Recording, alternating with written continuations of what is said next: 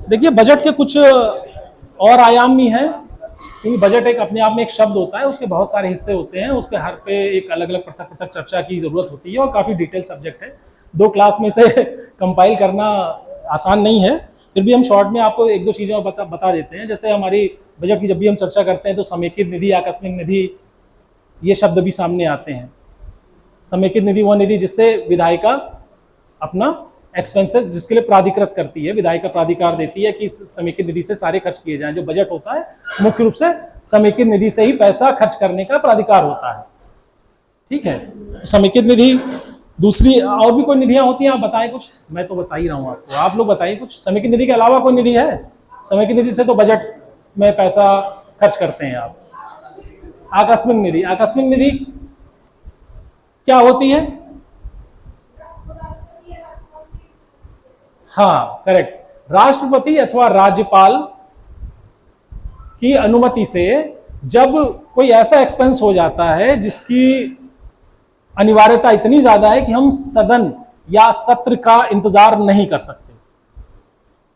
सदन भाई बजट में उसके लिए प्रोविजन नहीं है, आकस्मिकता आ गई, उस पैसे को खर्च करना भी जरूरी है और इतना समय नहीं है कि हम सत्र आहूत करें और उस एक्सपेंस को विधानमंडल अथवा लोकसभा जैसी स्थिति हो उसे प्राधिकृत कराएं। तो उस दशा में राष्ट्रपति एक अनुमति देता है कि इतना एक्सपेंसेस आप कर लीजिए और अगले 6 महीने के अंदर जो सत्रों में भी 6 महीने से कम का समय होता है, ये बात आपको पता होगी।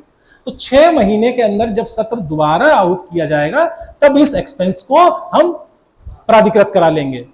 ठीक है, तो ये उस दशा में जो पैसा जिस फंड से निकाला जाता है वो हमारी आकस्मिकता निधि कही जाती है। और समेकित निधि वो थी जिसके लिए हमारे पास बजट था, बजट से पैसा, बजट में हमें जो अधिकार प्राप्त हुए वित्त विधेयक, विनियोग विधेयक के माध्यम से, तो हमें समेकित निधि से तो पैसा खर्च करने का राइट मिल गया, धन खर्च करने का राइट मिल गया जो बजट के रूप में आपके पास आ गया। पर कोई आकस्मिक व्यय जिसके लिए बजट में प्रावधान नहीं है तो वो हमें आकस्मिकता निधि से ही करना है। राज्य की भी अपनी आकस्मिकता निधि है। आकस्मिकता निधि के लिए संविधान में एक अनुच्छेद भी है। यस, राज्य की आकस्मिकता निधि के लिए जो अनुच्छेद है 267, आकस्मिकता निधि। आप तीनों लिख लीजिए, मैं लिखा देता हूं। समेकित निधि अनुच्छेद 266 है इसका। देखिए वो अनुच्छेद और अनुच्छेद के अंतर्गत, हाँ उसका मेंशन है, वो मैंने लिख दिया है। मुख्य रूप से आप 266, 267 और इस तरह भी लिख सकते हैं, ऐसी प्रॉब्लम नहीं है। मेन है तीसरा जो आकस्मिकता की बात हो गई थी, तो आकस्मिकता निधि हमारे राज्य और केंद्र के संदर्भ में कितनी है, कुछ आप लोगों ने कभी सोचा या जानने की कोशिश की कि आकस्मिकता निधि है भी कि केवल हमारी किताबों का पार्ट है, कि केवल हमें बस पढ़ा दिया जाता है जीएस से। भाई जनरल स्टडी सभी हमने टाइम में पढ़ी होगी आप लोगों ने, जो कुछ नए बैच के लग रहे हैं वो, तो वास्तव में ये कोई एग्जिस्ट करती भी है या नहीं करती है? करती है तो कितना पैसा है? हाँ प्रखर जी, एम आई राइट? प्रखर, यस, क्या है, कितने रुपए है? हाँ मैं रुपए भी एब्सोल्यूट टर्म में बता देता हूं, वो शायद आपके साथ रहे इस क्लास के बाद भी। राज्य के संदर्भ में ये है 600 करोड़ रुपए। उत्तर प्रदेश राज्य की जो आकस्मिकता निधि है वो 600 करोड़ रुपए आज की डेट में। अब आप गवर्नमेंट ऑफ इंडिया के बारे में अंदाजा लगाइए क्या हो सकती है। अंदाजा ही लगाऊंगा, मैं अगर किसी को पता है तो आप बताएं, मैं वेट कर रहा हूं कोई आंसर दे इसका सही। गवर्नमेंट ऑफ इंडिया की आकस्मिकता निधि वर्तमान समय में 30,000 करोड़ रुपए, 30,000 करोड़ रुपीस। देखिए ये एक जनरल नॉलेज का सब विषय है। अगर आपके प्रश्न पूछा भी जा सकता है, कभी आपसे यूं ही कोई पूछ सकता है कि हम लोग इन सेक्टर में काम करते हैं, कभी आकस्मिकता निधि सब जानते हैं, पर है भी, अगर है तो कितनी है, तो इसके लिए मैंने आपको नोट करा दिया। अगर आपको एक प्रश्न मिल जाता है तो आप लकी होंगे काफी इसमें। क्योंकि बात आकस्मिकता निधि की हो रही थी इसलिए इस रुपए को लिखाना जरूरी। तो सोचिए ये कभी हम लोग बुक्स में पढ़ते थे, मैंने जब एक टाइम बुक में पढ़ा था तो वह 50 करोड़ लिखा हुआ था वहां, तो 50 करोड़ टर्म समय बीतते बीतते हमारा 600 करोड़ रुपए बन चुका है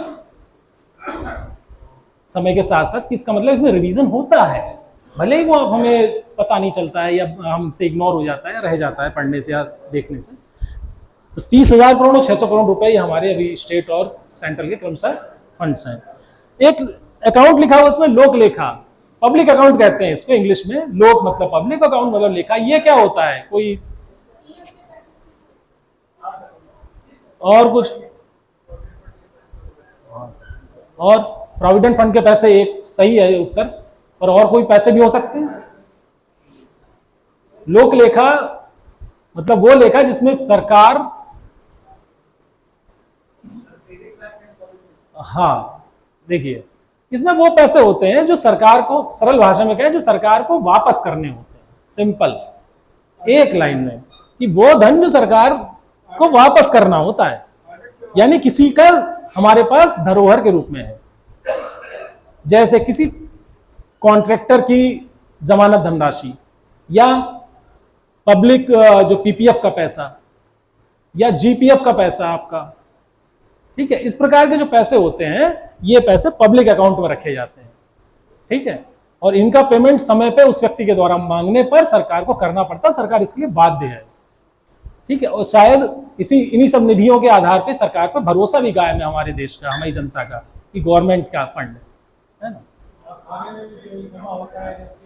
जी जी, विभिन्न प्रकार की बचतें जो वास्तव में गवर्नमेंट के द्वारा अर्न नहीं है, जो किसी के धरोहर के रूप में है, जो लघु बचतों के रूप में भी है, पीपीएफ के रूप में भी है, दीर्घकालीन बचतें भी हैं जैसी भी, ठीक है, या ठेकेदार की अर्नेस्ट मनी, या जमानत धनराशियां, या प्रतिभूति धनराशियां, सिक्योरिटी मनी टाइप की, ये सब इसी में आती हैं, ठीक है। और इन पर डिटेल स्टडी करिए तो आप पूरी बुक तक लिखी हुई है इस पर, लेकिन आपके जानने के लिए सिर्फ इतना ही है।